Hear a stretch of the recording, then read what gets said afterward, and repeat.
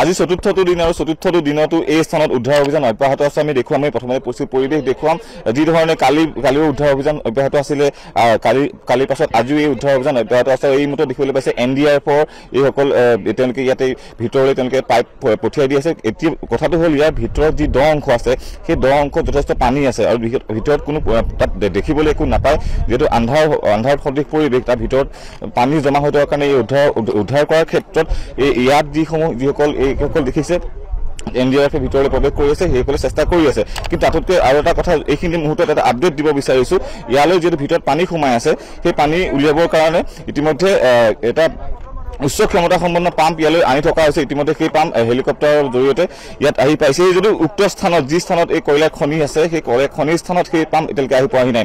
আশা কৰা হৈছে সেই পাম্পৰ জৰিয়তে কোল ইণ্ডিয়াৰ সেই পাম্পৰ জৰিয়তে যি ভিতৰত পানী আছে সেই পানী শীঘ্ৰেই তাৰ পৰা আঁতৰাব পৰা সম্ভৱ হ'ব। আৰু ইতিমধ্যে তাত ভিতৰলৈ দুবাৰো প্ৰৱেশ কৰিছে, অভিযান চলাই আছে আৰু দুবাৰসকলে অভিযানৰ জৰিয়তে ইতিমধ্যে হাতুৰি লাভ কৰিছে, ভিতৰত চেণ্ডেল দেখিবলৈ পাইছে, কিছুমান সামগ্ৰী যিসমূহ সামগ্ৰী শ্ৰমিকসকলে ব্যৱহাৰ কৰিছিল সেইসমূহ সামগ্ৰী ইয়াত দেখিবলৈ পাইছে।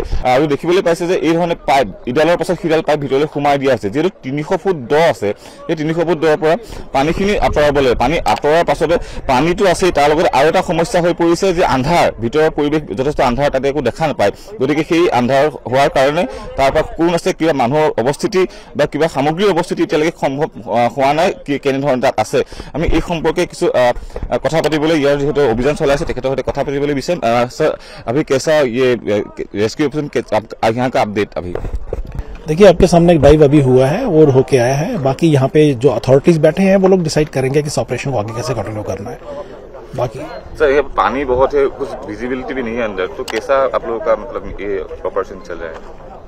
डाइविंग में तो जो है ही बार हम वही जो पहले से कंडीशंस हैं वो नीचे तो वही कंडीशंस हैं। डी वाटरिंग के बाद फिर अगर एक बार पानी पूरा निकाल दिया जाता है तो दूसरी तरह से सर्च ऑपरेशन किया जा सकता है। और यहाँ पे पंप भी लाए हैं बाहर से यहाँ का पानी निकालने के लिए? हाँ जी, पंप भी बाहर चलाए जा रहे हैं। आज भी चलता है कैसे ऑपरेशन? हाँ जी बिल्कुल, और ये तो जो स्टेट अथॉरिटीज हैं वो डिसाइड करेंगे कि इसको किस तरह से चलाना है। बाकी हम लोग तो तैयार हैं।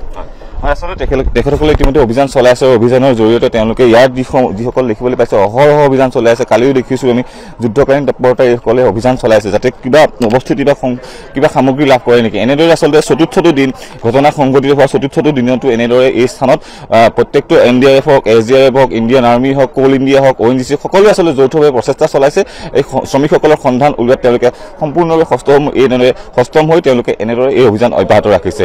সতীৰ্থ ভিডিঅ' জাৰ্নেলিষ্ট মানৱৰ সৈতে দেৱাশিষ কাঠকুটীয়া, DD নিউজ গুৱাহাটী।